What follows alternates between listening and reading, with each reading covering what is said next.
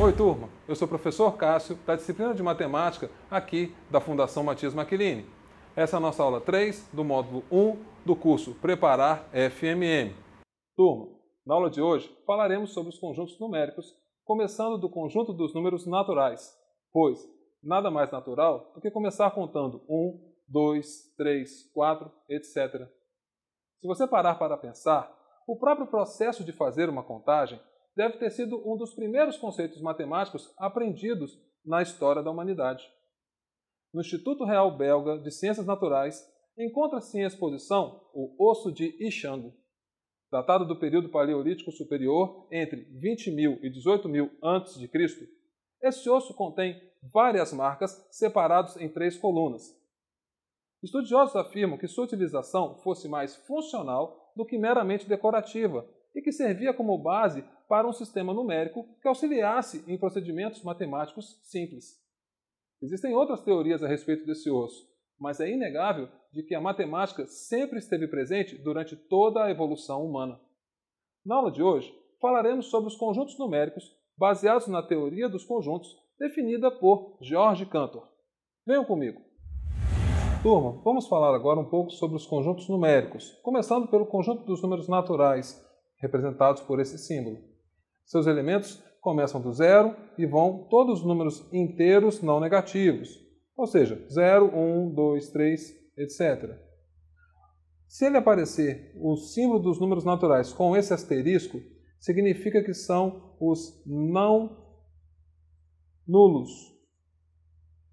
Ou seja, é o mesmo conjunto sem o zero. Nesse caso, 1, 2, 3, 4, etc. No diagrama de Venn, teremos somente um conjunto, que são os números naturais.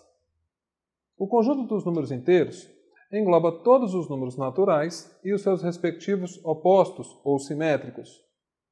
O oposto de 1 é menos 1, o oposto de 2 é menos 2 e assim por diante. Se for representado com um asterisco, como visto anteriormente, são todos os números inteiros não nulos. Ou seja, sem o zero. Se for representado com o sinal de mais, significa que são os números inteiros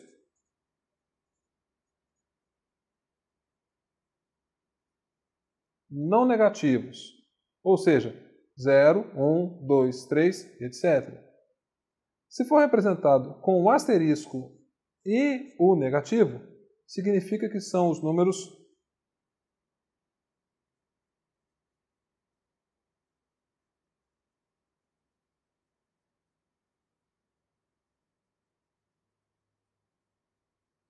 puramente negativos ou estritamente negativos.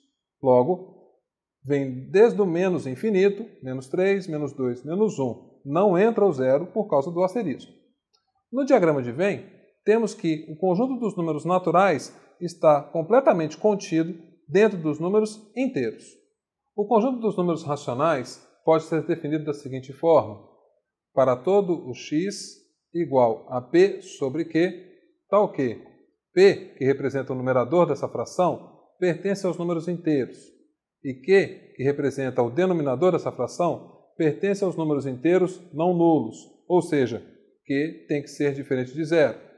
Esse conjunto engloba todas as frações, os decimais exatos, ou seja, que tem finitas casas decimais, 0,2, 1,35, 3,151, etc.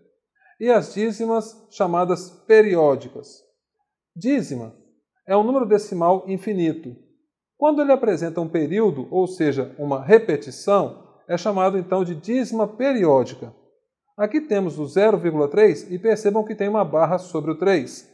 Significa que esse primeiro número é 0,33333 infinitamente. Aqui temos o 4,21 com uma barra. Significa então que é o 4,21 infinitamente. Aqui temos o 12,321 com uma barra. Significa 12,321 infinitamente. Falaremos um pouco mais adiante sobre os números decimais exatos e as dízimas periódicas. Até o presente momento, temos que o diagrama de Venn pode ser representado da seguinte forma: os números naturais contidos dentro dos números inteiros e os números inteiros contidos dentro dos números racionais.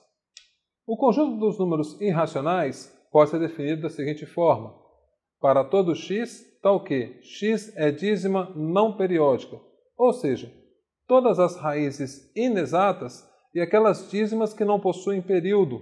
Logo, não existe uma repetição. 0, 1, 2, 3, etc., 3,14, 15, etc., 2,41, 42, etc. E podemos representar no diagrama de Venn os conjuntos até agora da seguinte forma: os números naturais contidos nos números inteiros, o conjunto dos números inteiros contido nos números racionais e, separadamente, o conjunto dos números irracionais. Turma, foi George Cantor o primeiro matemático a utilizar esse símbolo para definir o conjunto dos números reais.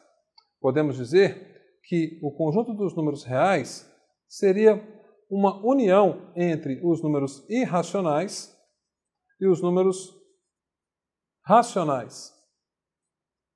No diagrama de Venn, temos o seguinte: os números naturais dentro dos números inteiros, os números inteiros, por sua vez, dentro dos números racionais, ao lado os números irracionais, e a união desses dois igual ao conjunto dos números reais.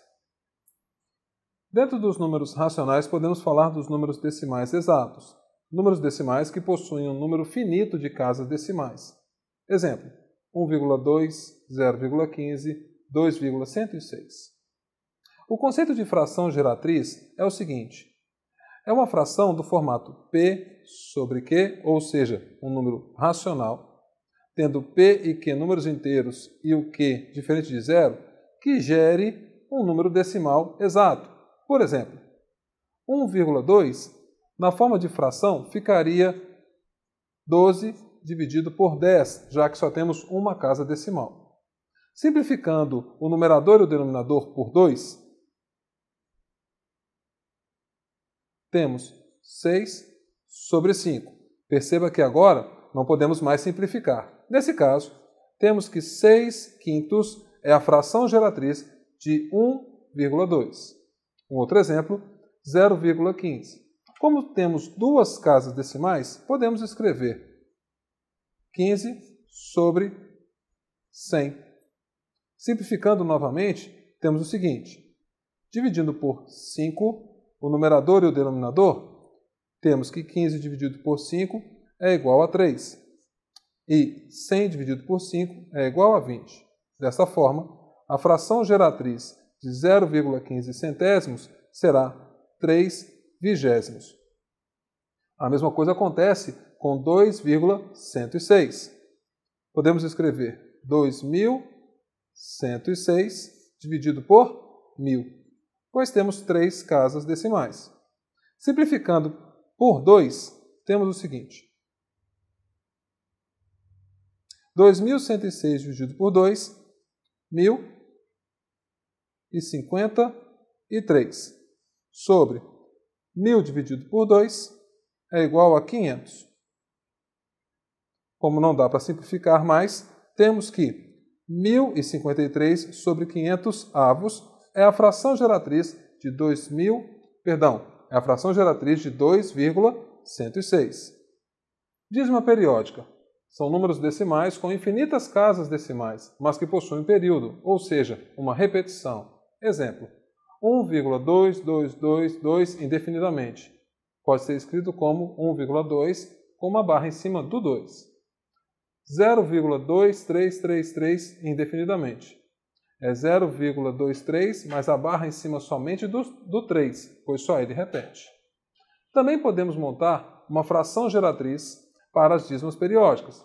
O processo é o seguinte: 1,2 com uma barra pode ser decomposto em 1 mais 0,2 com a barra. Nesse caso, temos o 1 mais 2 sobre 9. Esse 9 aqui é porque dentro do período só tem um número repetindo, logo só preciso de um número 9.